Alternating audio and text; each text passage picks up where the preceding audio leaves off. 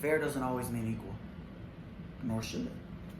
They are two completely different concepts.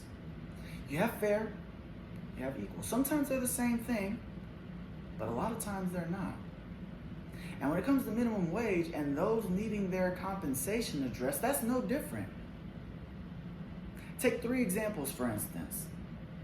The best player on a basketball team and the worst player on the basketball team. Well, the best player on the team has already spent hours working on his craft. He spent time outside of practice putting up shots, practicing his layups, working on his dribbles, working on his speed, his endurance, everything it takes to be a good basketball player. Well, he's already been working on that. Maybe he has a father who helps him. Maybe he has a mother who helps him. Older brother, an older sister, a cousin, an uncle, a private trainer, who knows? But he has put in the work outside of practice. It's helped him become the best player on the team. Now take, for example, the worst player on the team. Now the worst player on the team, he hasn't done that. Maybe he doesn't have anybody to work with him. Maybe he has other things to preoccupy him.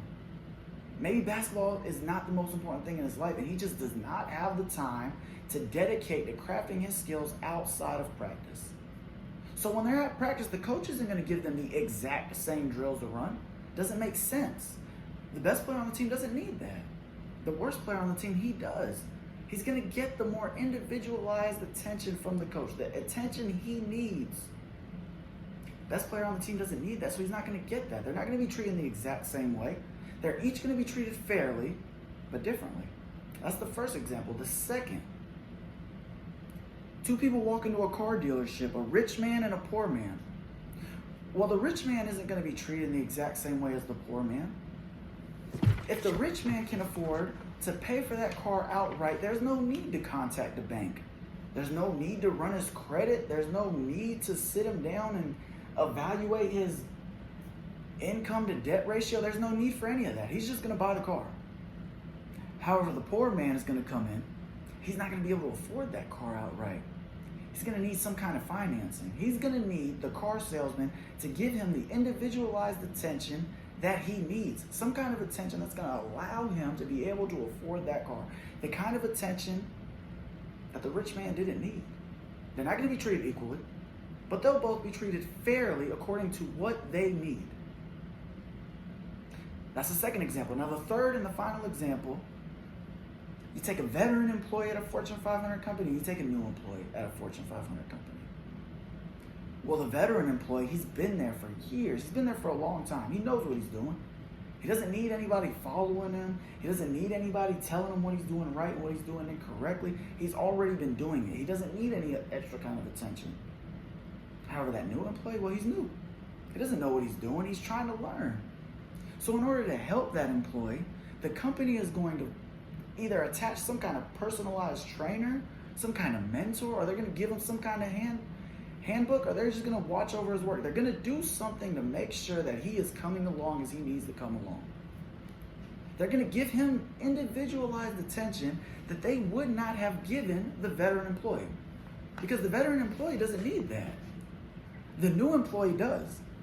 The new employee is in need of more attention than the veteran employee. So he's going to get it. They won't be treated equal. They'll be treated fairly. Now that's the third example. You see, now when it comes to financial compensation, it's no different. People are compensated differently for the work they perform. It's not always fair. As a matter of fact, most of the times it's not fair. And everybody's pay should potentially be addressed at some point. Now, however, not in the exact same manner. It's impossible. Now, in order to fairly address the most pressing needs, those making minimum wage need to be addressed as soon as possible. There's no other way around it. It's only fair. Not equally, not at the same time as anybody else, but immediately. It's only fair. Now, members of occupations who are earning more than minimum wage, who went to school, who made it through the hard way. They started off minimum wage, they went back to school, they ended up getting them a job that pays them, let's say $20 an hour. Well, they're gonna say, it's not fair, it was hard for me. I had to work 2 jobs, put myself through school. I had to put myself in a position to be able to earn more money than somebody making minimum wage. It was hard for me. It should be hard for them. Well, that's the essence of their argument. But see, that's a concept of equality. That's not fairness. It shouldn't be hard for everybody. It should be easier for every generation that comes through after. Now,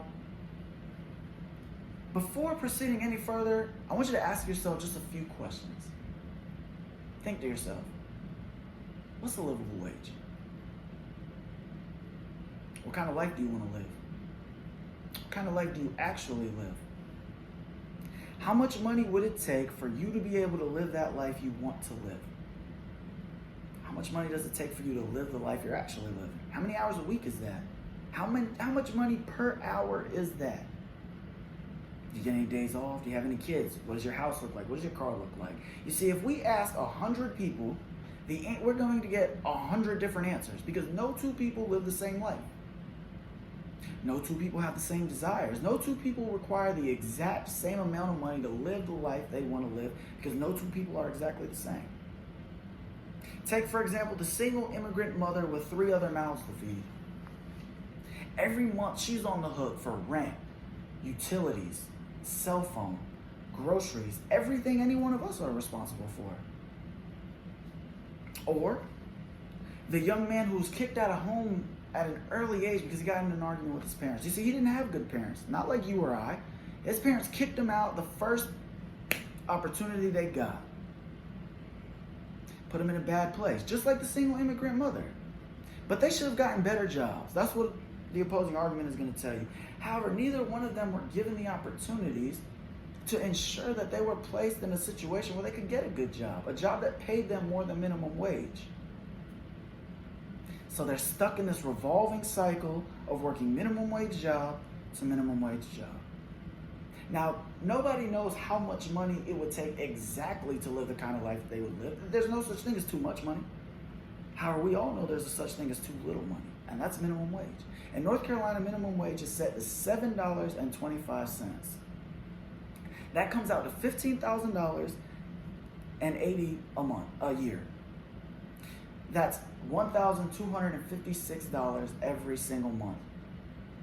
Now, I took the liberty of evaluating what the average American spends in monthly bills every single month. And I compared that to what somebody making minimum wage would be able to afford every month.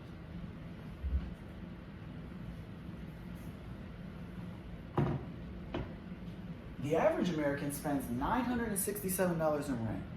They spend $110 on their cell phone, $117 on their power, $152 on their water, $165 on their groceries. That brings their total to $1,511 a month. Well, we just got done saying somebody making minimum wage in North Carolina, well, they only make $1,256 a month. So if they wanted to live the life of an average American, well, they're put in the hole $255 every single month. That's before you count expense. That's before you count emergencies. What if their car breaks down? What if they get sick? Now imagine yourself, what if they had a kid? What if they had 2 kids? What are they going to do then? Now I want you to think for a second. Imagine the life you imagined. Were you in the hole $255 every single month? Did you have kids in your scenario? Now, minimum wage was set in North Carolina to $7.25 in 2008, 12 years ago. In 1997, the minimum wage in North Carolina was $5.15. Think about that. $2.25 in 23 years. I want you to stop for a second. I want you to think back to that life you imagined. Did you make more than $15,000.80? Could you afford what you wanted to be able to afford? Now, minimum wage is not enough for people to live off. It is not a livable wage. Simply put, it's not. Everybody may be deserving of more money, and everybody should have their pay addressed at a time that is convenient for that pay to be addressed. Not on an equal level, not at an equal time, but at a fair time. Now, the fair time for minimum wage to have been addressed, it's already passed. It's only fair that it's addressed as soon as possible. Now, whatever that figure is that it should be raised to, well, that's a conversation for people far more smarter than me. However, it can be denied no longer. It's only fair that minimum wage is raised. Thank you.